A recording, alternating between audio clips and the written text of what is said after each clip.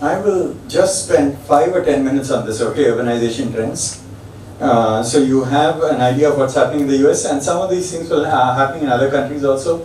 And to some extent, there are some lessons for, I think, for India also in this, okay? So I'll just briefly say this, and I want to really get into the other part, the one after this, where I'll go slow, because there are key economic concepts that help explain the shape, size, and morphology of cities.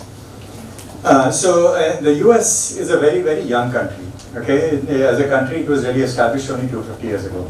Unlike India, which has been there as a country for a long time, as a democracy for 75, 76 years, but as a country, it has generally existed for it's a very old country.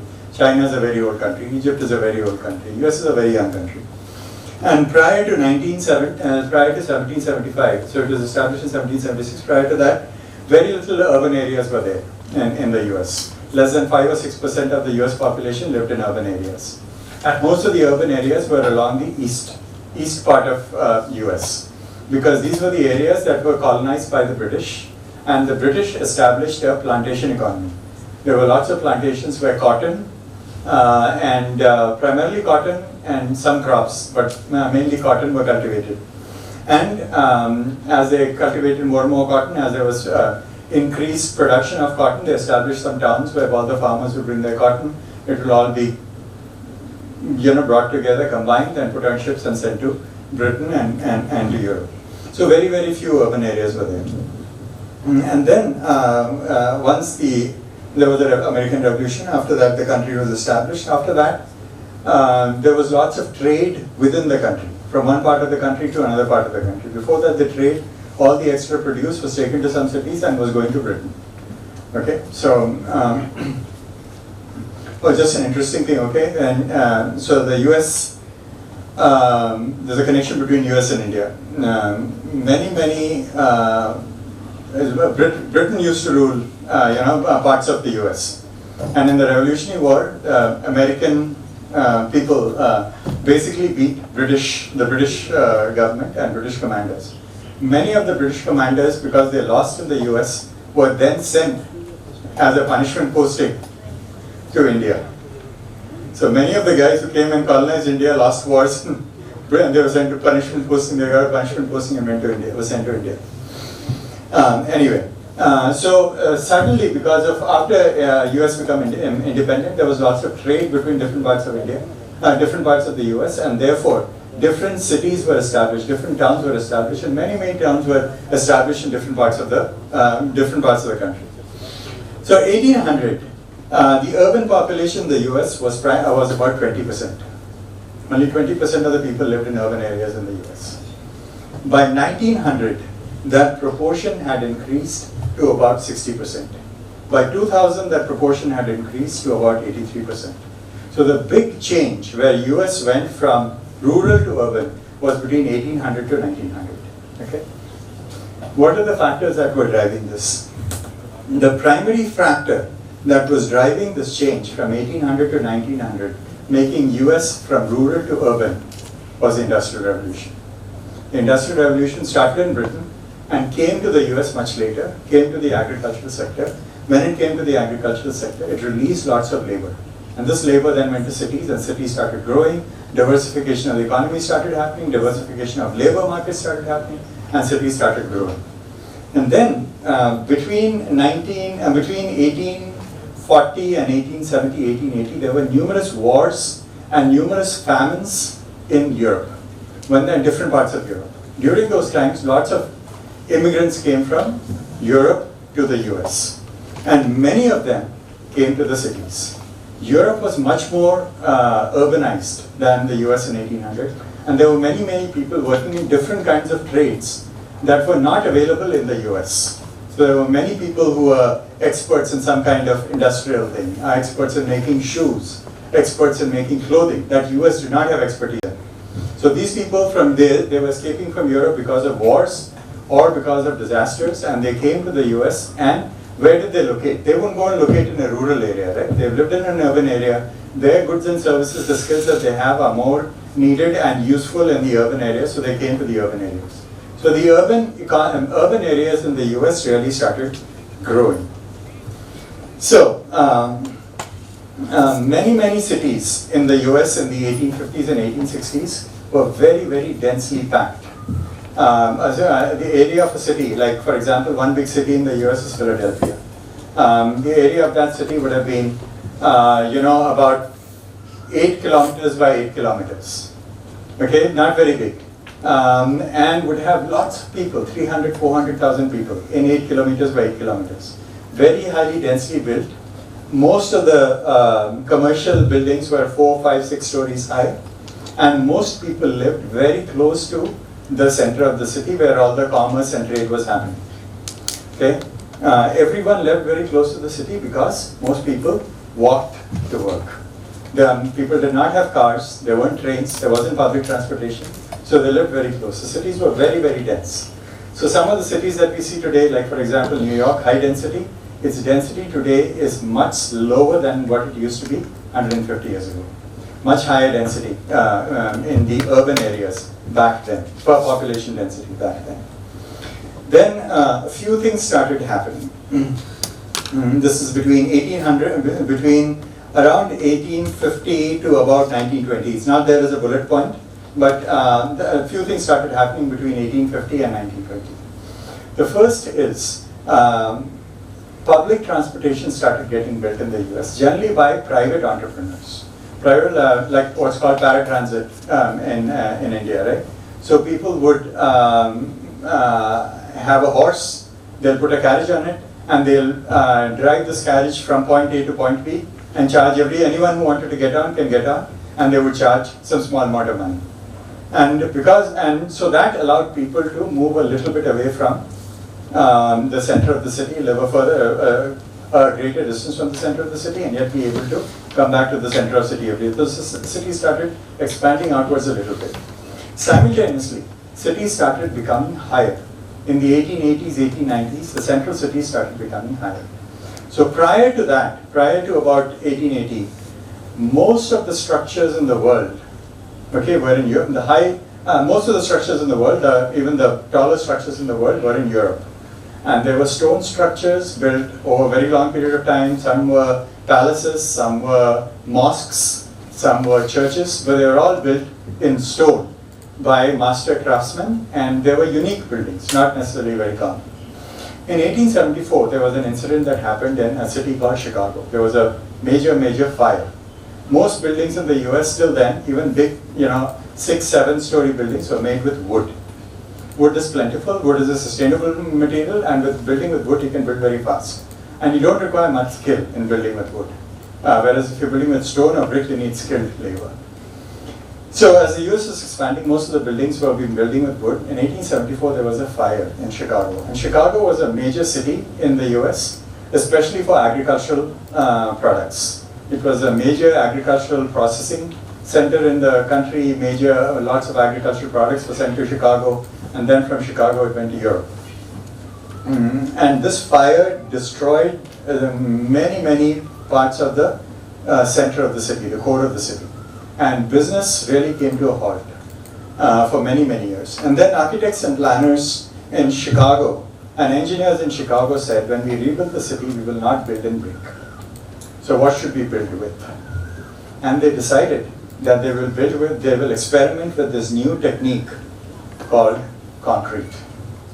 Okay, and concrete was there in 2,000 years prior to that. The Romans had built stuff in concrete, and somehow that thing was lost.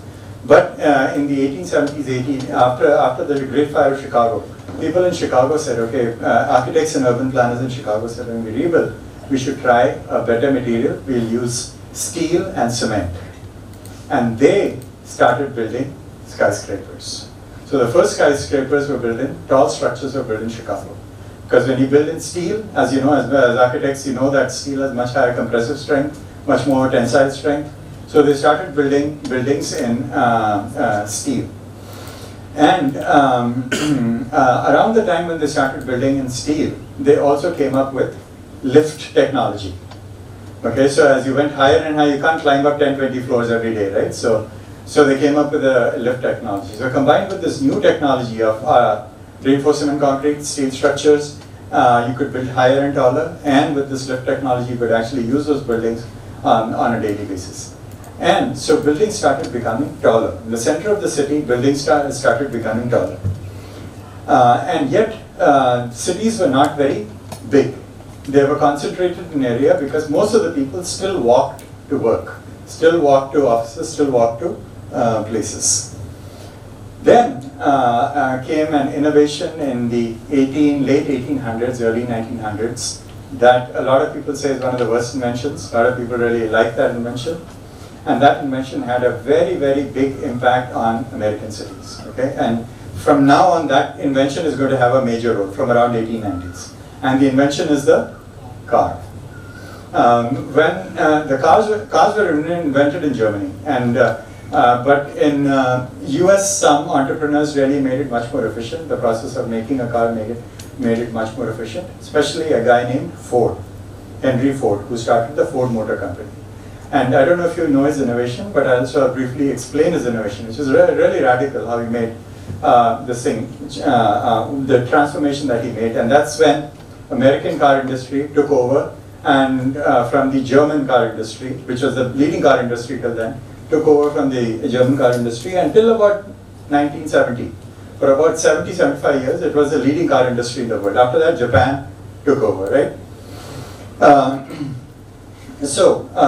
Prior to 1910 or so, the process of making a car was something like this.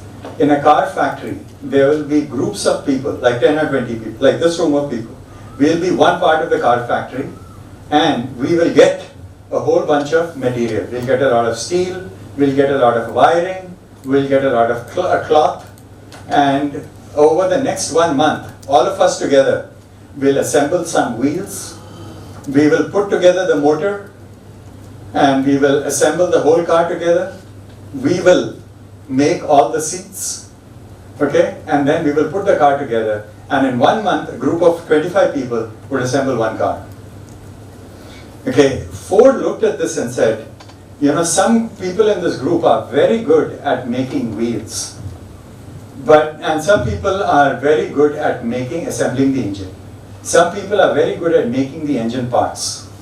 So what if, rather than forming groups of people who are making one car, let me make groups of people who make only parts of a car. So he said, okay, we are going to change how car making is done. And this room will only make wheels. He discovered that we are very good at making wheels, we will only make wheels. Okay? And this room next door, they are very good at making the seats of the car.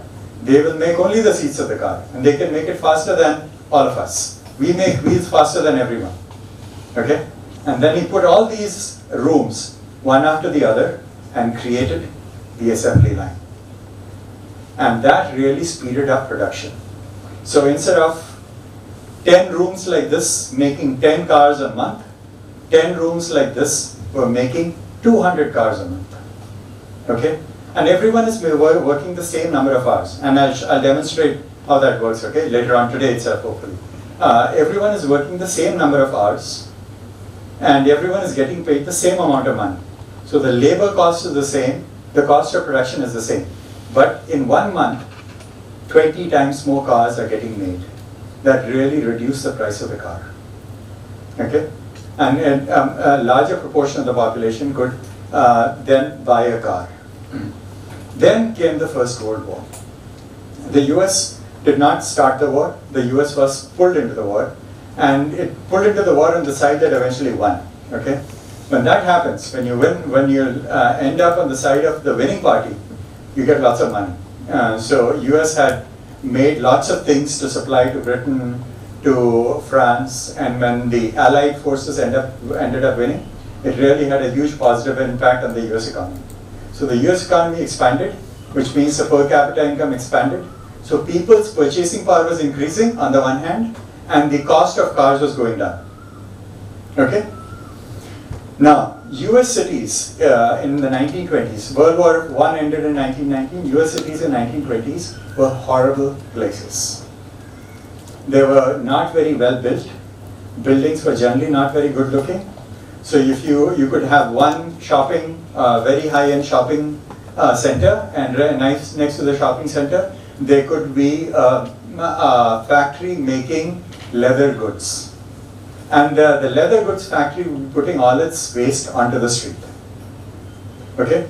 So many people were living in very dense situations, very close to the center of the city. The center of the city was not a very attractive place. It was not a very clean place. It was not a very healthy place. So whoever could escape from the center of the city tried to get away from the center of the city. And how did they try to escape from the center of the city? By buying a car.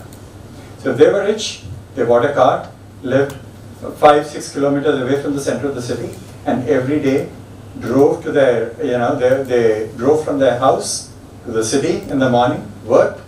They didn't like staying in the city, and in the evening they drove back. And thus were formed what is called the first ring of suburbs in US cities. Okay, they are not urban, they are suburban. They are in the periphery of the urban area. Most of the people living in the suburbs work urban jobs, but they don't live in the urban area. They live in almost rural kind of areas in very low density, surrounded by wheat fields or corn fields. But they are not farmers. They have no connection to the farming economy or agriculture. They have full connection with the urban economy, but they don't live in urban areas. And the shift was allowed by the car. Then came the Second World War. Again in the Second World War, US did not start the war. US was pulled into the war because of a bombing by Japan. And US ended being on the victorious side. And when that happens, lots of money came to the US and its economy really expanded. The Second World War ended in 1945, and the US economy really took off after 1945. Okay? Till the end of the Second World War, the US was not the #1 economy in the world. Prior to the Second World War, UK was the #1 economy in the world. After the Second World War, it became the US. And till now it is, but it started. It's probably ending soon. 10, 15 years more, and I don't think the US will have such a big, hopefully, maybe, I don't know. But because all these things change, right? Nothing is permanent. Nothing is permanent in world order. So, but anyway, 1945 is when US became the first and the largest economy, and its economy really took off. Per capita income really increased. Cars prices were going down, and more people could buy cars. By 1960 or so, about 50 to 60% of the US population had one car at home. Okay, so that's a very big number by 1960. Had one car at home. Then in the 1960s, a couple of things happened. One was, people living in the suburbs had become, the number of suburbs had become fairly large. Factories were still in the center of the city. Factories wanted to expand in the center of the city, but they found that land in the center of the city was becoming more expensive. So they said, let us go to the suburbs. Okay. Now the suburbs, land was much cheaper, and there was something that happened in the US between 1950 and 1960 that provided better access to the suburbs. Okay, by access, what do I mean by access? Access meaning road connectivity. Prior to 1950, most of the roads went to the center of the cities. Between 1950 and 1965, 1970, the US built a very good highway system across the country. Interstate highway system. It was built over 20 years from 1951 to around 1970. And that highway system generally didn't go through. In some places it went through the center of the city, but generally because it's very difficult to demolish buildings, acquire land to build a road in the center of the city, these highways were on the edge of the cities, which means they were very close to the suburbs. And there were places from the suburbs to get onto the highway much more easily and get off the highway much more easily. So when factories in the center of the city were choosing to expand, they said, let's go to the suburbs, land is cheaper, and there is this highway next to the suburb.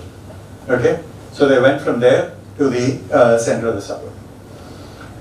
To the edge of the city to the suburbs. And those suburbs started growing. Prior to that, the suburbs only had housing. Now they started having jobs as well.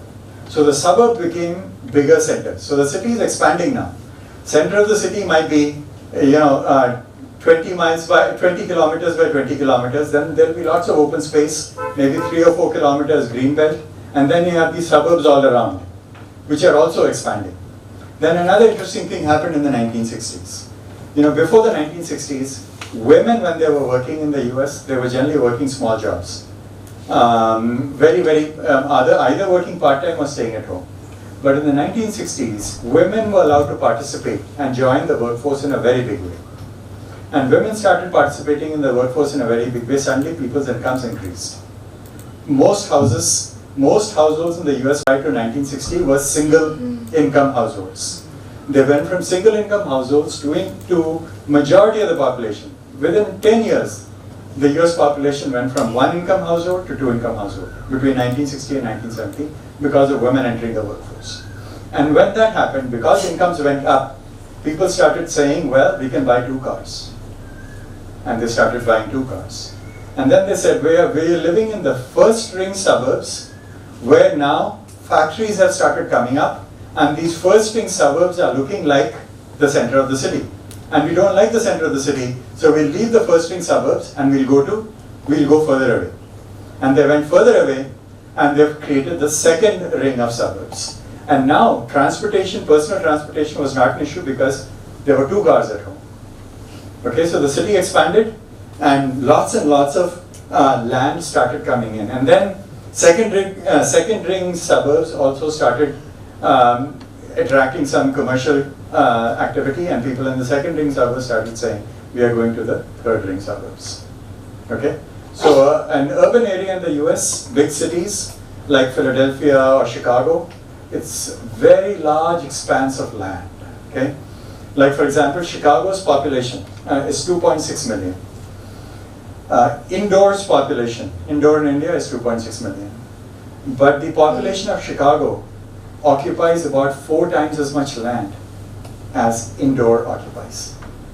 Okay? Because everyone is living in a car-dependent society, and they're living far away from each other, and they have 2-3 cars at home, as many adults, that's so many cars. No one's taking public transportation, so they can make it happen. Okay? And then, from the 1990 onwards, people started saying, we are living in the exurbs, or we are living in the suburbs, but yes, we are away from the commercial thing, but we don't have easy access to all the amenities that are in the center of the city.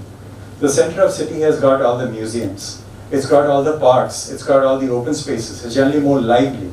And so people in the younger people, so people who were in their 20s and 30s and 1990s started moving back to the central city. And so the population of the central city started increasing again.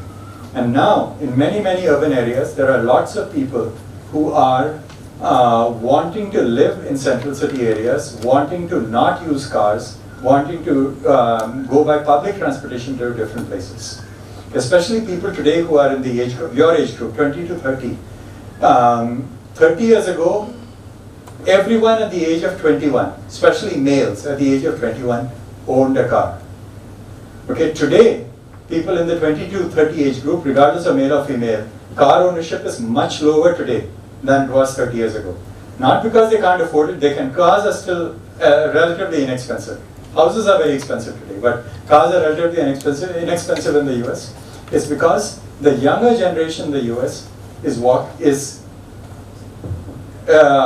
not so fascinated by cars anymore. They see cars as negative for the for the environment, and they see cars as not a good investment of money, because you still spend so much of money and use a car for 90 minutes a day, 5 days a week, and they feel that there could be better ways to do that, and so younger people's car ownership is decreasing. Now, the lesson perhaps for India from this is, as people's incomes are increasing, many Indian cities are suburbanizing. People are going further and further away, driving 1.5 hours to go further and further away, because in the center of the city, only the old rich people can live in the center of the city. People who have family wealth and have lots of inherited wealth can live in the center of the city. But today, if you become a professional and you have a good income, generally you can't buy a place in the center of the city. So you go 30 kilometers, 40 kilometers away from the center of the city and then drive a car. Okay? And in the process, you're covering up lots of, the developers are covering up lots of low-lying areas, building some roads, and then when you have 2 inches of rainfall, you have floods like you see in Bangalore. Like yesterday, 2 or 3 days ago, there was flooding in Bangalore, right? You have things like that. So a lot of urban sprawl is happening in India, and this kind of thing used to happen in the US too. It's really bad, and a lot of people, planners, professionals in US, UK, are hoping that India, China, Indonesia do not copy what the US is doing. Because it's going to be bad for the countries, but also bad for the planet generally.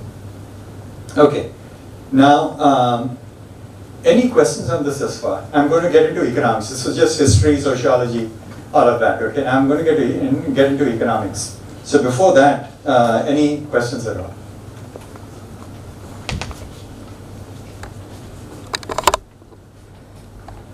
Looks like I've really put you to sleep, right? Yes, sir.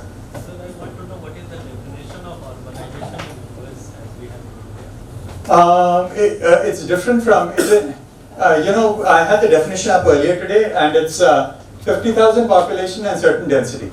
It's not a very good definition. The Indian definition is much better. The Indian definition is at least minimum size of 5,000 population, at least 400 persons per square kilometer, and 75% of the male working age population engaged in non-agricultural operations. So other than the male bit, which should be like gender neutral, it's a very good definition. The US does not have that. The US just has, so it's not as good a definition as the Indian definition. I think if this Indian definition is, if applied in US, then whole US will be urbanized. Will be? Urbanized, 100% urbanized. It could be both ways. The density will not be there. Okay. Density is very, very low. Yeah. Yeah, density is very, very low. We have one more point in the definition of Indian census. Yeah, what is that? Three criteria that you mentioned right now, that is for a census town. Okay. We have statutory towns also. Well, what's the difference between them? Any place which has a municipality, municipal corporation, notified area, committee. Yeah. So by statute that becomes a town. Okay. And the three criteria of population, they are basically census towns. So we classify them in the Indian census like that. Okay. So a statutory town could have a population of 1,000 Yes, and it's a density possible. of 100 Yes, possible. and 10% of the population working in urban areas. Yes. Okay. So the census definition is, I think, the better definition than the statutory definition. Yeah, yeah. Thanks. I did not know that. Thanks for clarifying. Okay, good points. Good point. Anyone else? Any other questions? Or yes. Yes, sir. So I have a comment like Indian diaspora, which is also formed during that 18th century.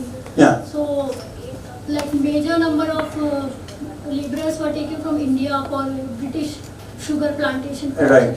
So that's in those times these island countries were colonized, like Fiji, Trinidad, Mauritius, Yeah.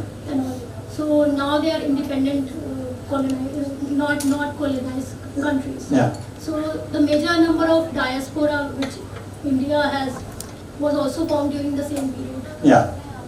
Yeah, it was. And a lot of colonial history there, right? Yes. Yeah. Yeah, and Indians were used for a whole bunch of things in different parts of the world.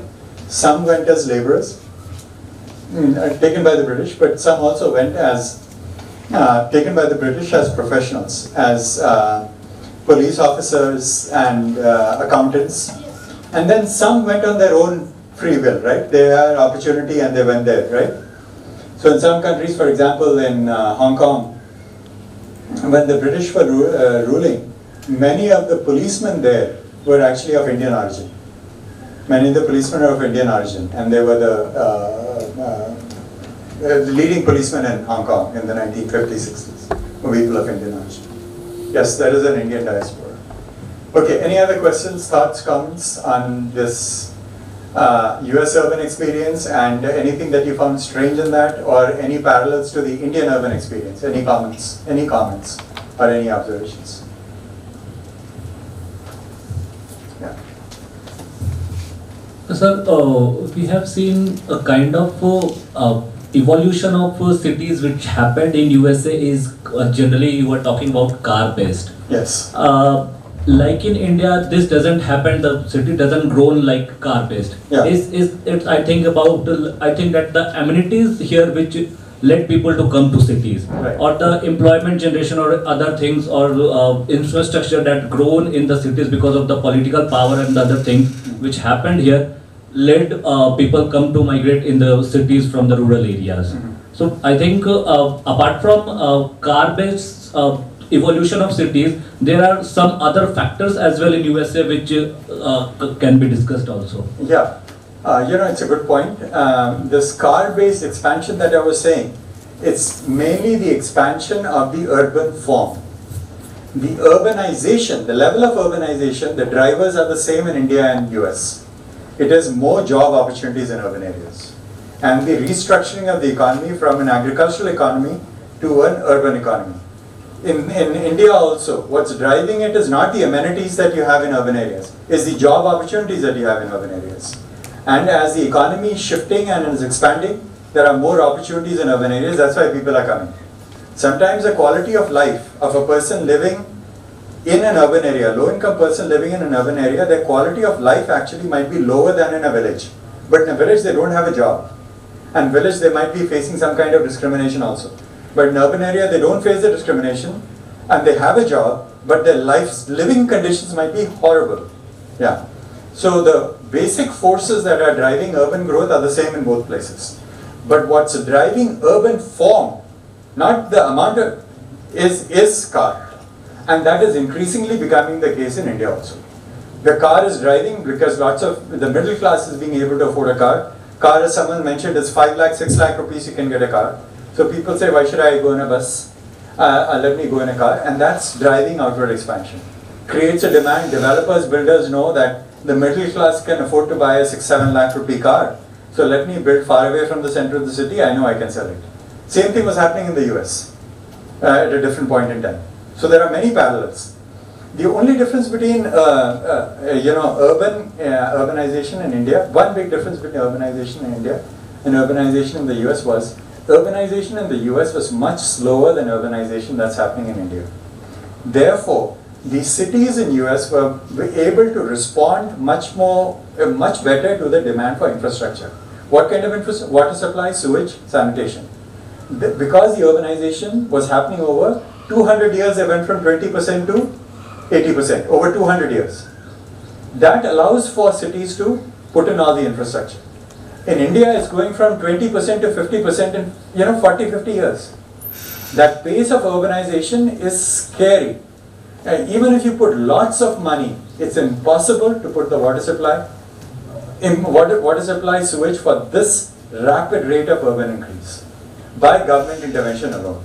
Okay, especially the kind of infrastructure that we put in developed countries. That kind of infrastructure, imitating or trying to put that kind of infrastructure in India, in urban India, at this pace of urbanization is almost impossible. Yes, sir. Sir, I would also say that when US urbanized, the per capita income or I would say the country was at a richer stage as compared to India. We are urbanizing, but still our economy is at much lower as compared to the US. Yeah, that is true. Per capita income, the US was, when it was urbanizing between 1800 and 1900, it was not a very rich country. But it was not poor, right? Well, people were not dying of starvation. But it was not a very rich country. Whereas in India, even now, a lot of people are, living in very poor conditions, right? So there is a difference in terms of finances. But I guess my point is, even if there was even if cities had the money to put in the infrastructure, the pace at which urbanization is happening, to put in all those centralized water supply systems, centralized sanitation systems, all those things are, India has to have a new paradigm. Trying to imitate the centralized systems is not a good thing. So the pace of urbanization here is like really scary. Yeah. And one thing more is that the more you have the cities, more the population flux. Exactly. You see the case of Bangalore, or you see the Hyderabad, exactly. Ahmedabad, all these Right. cities. More the infrastructure, more the people are coming. Right, exactly. And actually primarily driven by job opportunities and educational facilities, right? Better educational facilities, better job opportunities, people will come. And one thing more, sir, most of us have a village background here in this class also. You go to any village and you will not find the people there. Yeah. कहीं पे भी किसी भी गांव में जाओगे तो आदमी नहीं दिखता वहाँ सब only either there are the female, the children, and most of the men are outside in the city working. Yeah. So that is the condition with our rural population. Right, I totally understand that. I've been working for 12 years in 6 villages in Udaipur. And when we go there, we find generally the women are there, right? And the men we see once in a while. Once in a while we meet the men. And this particular Bihar state, the migration is highest in the country. Out migration from the state. Yes, out migration. Okay, yeah. Highest. Which is interesting, right? Out migration from in many other states you have step migration from rural to the towns within the state, right? But it It's seems outside the state, from Yeah. Bihar to other states. right. Okay. Other comments? Any other? Good. This is good discussion. I'm really glad for the points that you're making, sir. Right at the back. Any other comments, questions?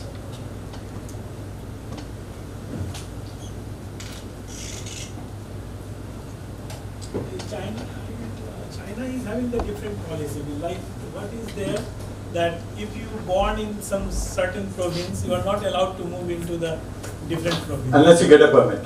Unless you get a permit, and permit itself is a very tough. I think only they say 2% rule. That means if anybody wants to come into the Beijing and live and work there, he has to compete with the 2% of population of the entire province. Yeah. So that's the way the China is restricting the migration to come into the different city, and Yeah. that's the way they are able to manage the city in a very well. Even Exactly. though they have the good number of population is very high, but they don't allow the migration to come. And they are very controlled migration. Only top brain only would come. Yeah.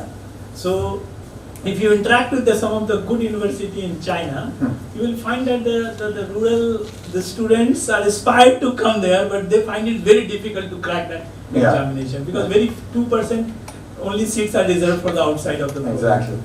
And so that- China. Yeah. That's why they are able to manage the city very well Yeah. compared with the other part of the world. Yeah, and they can do that because they are not a democracy. And they Yeah. have to But just again, that the freedom is lost.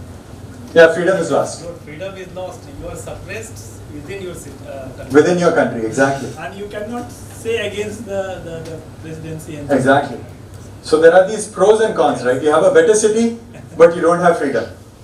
Here you have freedom, but the cities are problematic. Ultimately, what is the aim of your life? That again comes into this. Yes, exactly. Exactly. What is the purpose of life? Exactly. There is no third way in between. Yeah, well, Like if somebody is not having a car and you pursue him to take general public transport, mhm. he will aspire to have that experience. Of having a car, right? Yeah, that's true. But we should build a good public transportation system in India. Yeah, but That Singapore has done. Yeah, Singapore has done, Hong Kong has done. And anyone cannot possess a car. वैसा है जाके खरीद लिया, वैसा नहीं है. It's not that you have money and go and purchase a car like refrigerator. Yeah. So Singapore and Hong Kong have very big restrictions on a car. So some of you have gone to Singapore, right? So you know the policy there, where they issue only a certain number of license plates per year. And so a license plate might cost more than the car. And and once you get the license plate, you can only keep it for 10 years. So so what happens is generally, supposing if I go living in Singapore and I can't afford a car, I will put, and the license plate is initially assigned by the government by lottery. Okay, so I will put my name in the lottery for the license plate, and then I'll get the license plate. And then I'll look for some person who's got a car but does not have a license plate. I'll sell him the license plate, get some money, and then I might be able to buy a car. Okay. That itself is a business idea. That is a business idea. But that's how Singapore controls car ownership. And they did that first by building a very good public transportation system. Very good public transportation system. And perception of people in Singapore is also that they don't want to get into the car. They want to take the public transport. They want to take a public transport. Yeah. And if the person who will even offer you the car from one place to other place, they will say it's we don't prefer it, but since you are outsider, we are just taking you to the car. Exactly. We don't prefer it. Exactly. They will tell you I that. would like to add, Surrender, in Patna also many times we think that car is hataao isko, two-wheelers se chalo. Not many times, all the times All the times it is better I- to go with a two-wheeler, sir. than to take a car. I have a car, but I don't want to ride. I said it already yesterday. I don't want to drive my own vehicle because it discourages me to drive a car. Yeah. Yeah, it's best to use public transportation. So I live in a city where almost everyone uses a car. But I bought a house near a bus stop. So when I go to work, I use a bus. And only when I travel with my family, I use a car. But there is a contradiction as well, sir. That in New Delhi nowadays we have a very good, better transportation. We have a very good transportation, public transportation as per in New Delhi case. Yeah. But simultaneously the number of cars are also growing in New Delhi. Yeah. And this is a very contradictory situation. Yeah, because Either I think that the promotion of public transport is not that much in our country also. no, the other problem is that there is a social status attached to a car, right? And people are buying the car. They can actually go by metro, but they don't want to travel in a metro with, a bank manager does not travel in a metro with the bank clerk, right? He wants to be in a separate this thing. So that class thing has to go. And it can go. You can change it easily. It can be changed. Yeah. I have another example with this here. The Copenhagen Yeah. in Denmark, they wanted to build the expressway for the vehicle and the car, but the residents had opposed that idea, and that the wonderful that expressway became the cycleway. Yeah. That is one of the best example in the world how the people motivation can convert into the expressway into the cycleway. Yeah. So if you go to the Copenhagen, then you will find the best of the place is meant for the bicycle and by the foot only you can avoid that vehicle cannot allow into that. That's the best place you can go. Right. Similar things are happening in the US also. In the US, no, it's a very good example, probably the best example in the world. But I'll give you one example which I have followed very closely. It's in western US in a city called Portland. In Portland in 1974, they built a highway, very wide highway, 4 lanes in each direction, between the city and the major river that flows through the city. There's a river called the Columbia River that flows through Portland. And the highway had been built for $1 billion in 1974-75. When the highway was getting built, people were all opposed to the highway. And they said, no, this is not very good, we don't need it, this and that. But anyway, the state government pushed the highway through. But by the time the highway came up, there was so much of opposition to it.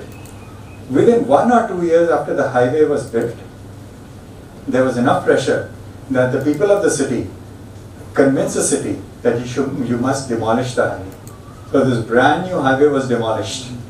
Because what the people said was this building of the highway. Now I think I want to go to the Ganga bank and see this, but people in the city said this 4-lane highway, like 4 lanes in each direction, 8 lanes, is separating the city from our river. You can't cross across this highway to the river. And so they wanted the highway demolished, and they succeeded in demolishing a brand new, very expensive highway so they can get this connection back to the river. Yeah. So anyway, so things are happening, but in many countries, like for example in Denmark and in Holland, I think I mentioned it yesterday, residents associations are going to the city and saying, there is this road coming into our colony. We don't want the road because no one is using cars. We are all using cycles. So please, dig up this road and make it into a park. We like that better than the road. Yeah, we want cycles and we want people to have those parks. And one also that Bogota mayor was also known all over the world because he has restricted car to come into the downtown area. Yeah, many cities. Actually, in Bogota, they've also, there are 2 parts of the city, one up on the hill and down below, and they have cable cars, ropeway, from here bottom to the top, which is really good. But the best example of public transportation, low-cost public transportation, which is less expensive than a subway, which Surat is trying to do, and many other, Bangalore is trying to do. I don't know if it's that successful, but Surat is really trying to do and is quite successful. It's bus rapid transit, and the best example of that is in Curitiba in Brazil. They are the pioneers who pioneered it, and it's really, really good. Having dedicated lanes for buses that work like trains. Nothing else can come onto that lane, only buses, and buses can stop anywhere in that BRT lane. Okay, we started at 2:15. Is it okay to take a 10-minute break? Is this a good time for a break before we go into variations in urbanization? Yes, we can take. Is this a good time, or should I just continue? We'll take a break now? We can take break. We can have tea. No. We can continue. We can continue? Yeah. As far as interactive session is there, no boring, sir. We can continue. Okay, good. Yeah, that's fine. Okay, so this is fun. So shall we get into some economic principles then? This is going to be a bit more boring, okay? But because it's economics, for architects, I'm an architect, economics is probably a bit boring, but economics is also fun. It determines the shape of a city, shape and size and the amenities that you have, and I want to make that clear when we discuss this, okay? So shall we get into the economic